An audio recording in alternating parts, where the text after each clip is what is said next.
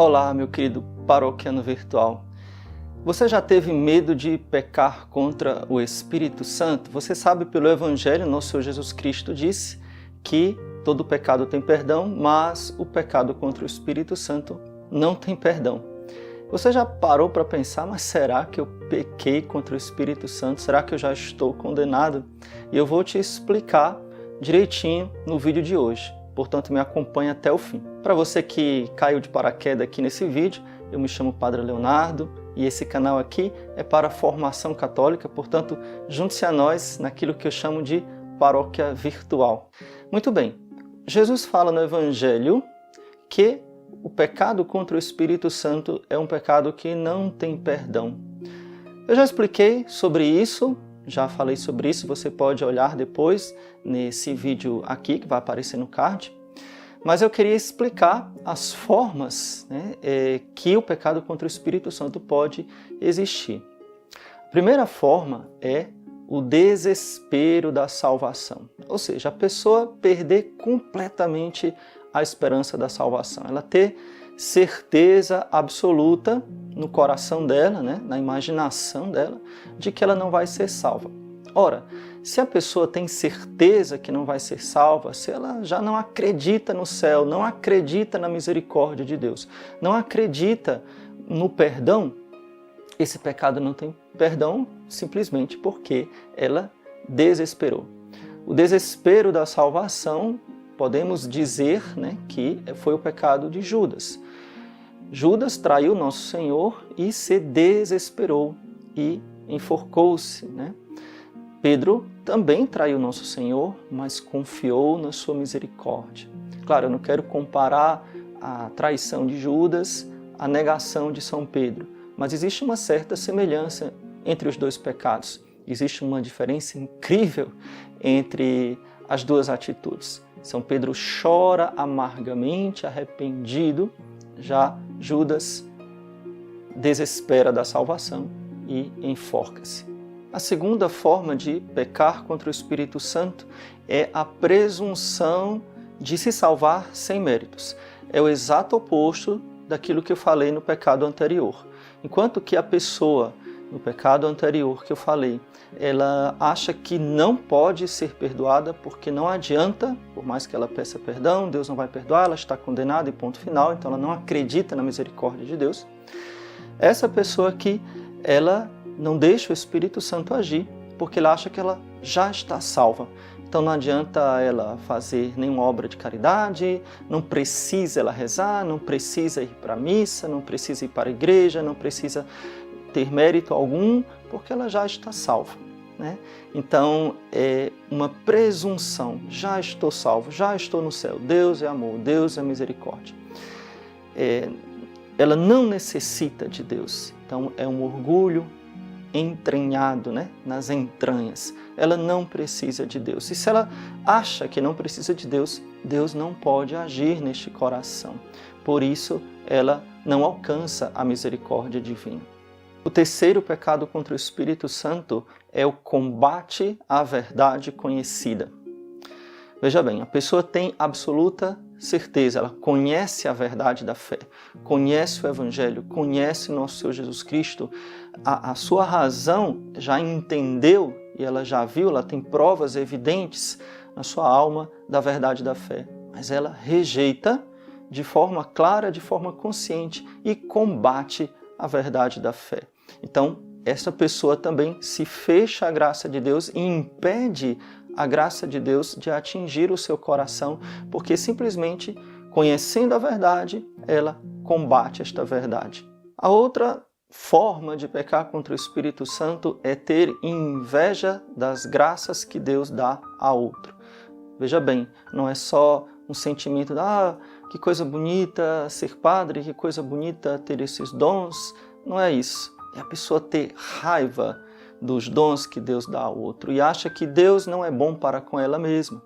Então Deus não é bom para comigo, Deus prefere o outro. E no fundo, a pessoa rejeita o amor de Deus, rejeita os dons e as graças que Deus lhe dá, achando que são insuficientes e por isso ele inveja e tem raiva das graças do outro.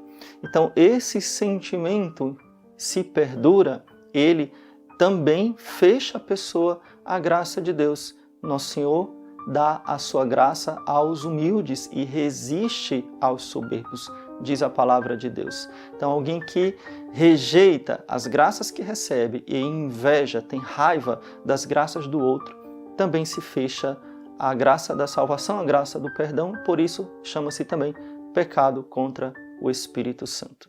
A quinta forma de cometer um pecado contra o Espírito Santo é obstinar-se no pecado. A obstinação no pecado. Vou dar um exemplo aqui. Digamos que a pessoa tem consciência, plena consciência, de que determinada ação, de determinada coisa que ela faz ou situação que ela vive é um pecado grave, é um erro grave, é um pecado mortal. Mas mesmo sabendo disso, ela se obstina. Eu não vou mudar. Deus é amor, quem manda na minha vida sou eu. Se Deus me quiser no céu é desse jeito, né? Então é aquela obstinação. Não mudo porque não quero, eu sou assim mesmo. E a pessoa cria razões para ela mesma, né? Para não sair do pecado. Veja, ela faz isso de modo consciente. Sabe que está no pecado, mas não vai sair porque não quer e ponto final. Então a obstinação no pecado, né, essa dureza de coração, se vai até o fim da vida, se vai até as últimas consequências, nós vamos ver mais adiante. Então isso configura-se um pecado contra o Espírito Santo. Ou seja, o Espírito Santo não age nesse coração porque ele está endurecido. Ele não se deixa convencer de que aquela ação precisa ser mudada, que ele precisa renunciar àquilo, que ele precisa deixar aquele pecado, que ele precisa mudar de vida.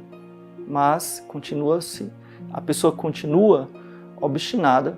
Então essa obstinação é uma resistência à graça de Deus, é uma resistência ao Espírito Santo, portanto é um pecado contra o Espírito Santo. A sexta forma de pecar contra o Espírito Santo é a impenitência final. Guarde bem esta palavra, esta frase é muito tradicional da Santa Igreja, né? Do ensinamento do catecismo. O que é a impenitência final? Bom, primeiro, o que é a penitência? A penitência é quando eu me dou pelos meus pecados. Então, cada vez que você vai confessar, você vai para o sacramento da penitência, porque você está penitente, você está arrependido, você está doído pelos seus pecados, né? Ou seja, arrependido dos seus pecados. Então, aquela pessoa que durante a vida inteira nunca se arrepende dos seus pecados, está sempre distante de Deus, sempre distante da oração, nunca vai aos sacramentos, recusa conhecer a verdade, se no último instante da vida dela, né, naquele momento do leito de morte, né, ela recusa o Padre, recusa a misericórdia de Deus, recusa se arrepender, né, o Padre chega, você se arrepende dos seus pecados? E a pessoa diz, não, sai daqui. Bom, isso acontece, né? Infelizmente, isso acontece com pessoas que são ateias, comunistas, ou seja lá o que for, que no último instante da sua vida rejeitam a graça de Deus. Então, a impenitência final também é um pecado contra o Espírito Santo, porque não há possibilidade de Deus salvar aquela pessoa, já que ela recusa a misericórdia de Deus. É sempre bom lembrar, esses 6 tipos de pecados contra o Espírito Santo que eu falei, eles são como que uma capa impermeabilizante, né, da graça de Deus. Digamos que Deus derrama abundantemente a sua graça sobre os nossos corações, sobre o mundo. A graça de Deus no mundo ela é superabundante. A presença da igreja, a verdade revelada, a palavra de Deus, enfim, os milagres que são gritantes, né, onde Deus vai manifestando o seu amor, a sua presença. Mas se a pessoa rejeita tudo isso, se a pessoa endurece o coração e persevera até o fim, por isso que eu acho que esse sexto pecado, na verdade, ele é a conclusão de todos os outros. Por quê? Porque é possível que uma pessoa que por um período da sua vida rejeitou a verdade revelada, até combateu a verdade, sabia da verdade, mas combatia a verdade, pode acontecer que ela se converta, né? Pode acontecer que ela mude de ideia, que ela abra um pouco o coração e receba a graça de Deus e se converta. Então, enquanto dura aquela situação, Deus realmente não pode salvar aquela pessoa, porque o coração dela está endurecido. Mas se acontecer até perto da sua morte, que ela amoleça o coração, que ela se volte para Deus, há sim a possibilidade da salvação. Digamos que uma pessoa que foi sempre ateia, foi sempre comunista, foi sempre distante da fé de Deus, mas digamos que no leito da sua morte, alguém chegue, alguém da família, ou chame um padre, e o padre apresente um crucifixo, e a pessoa que não tem mais nem força para falar, já está lá agonizando, mas pega o crucifixo e beija.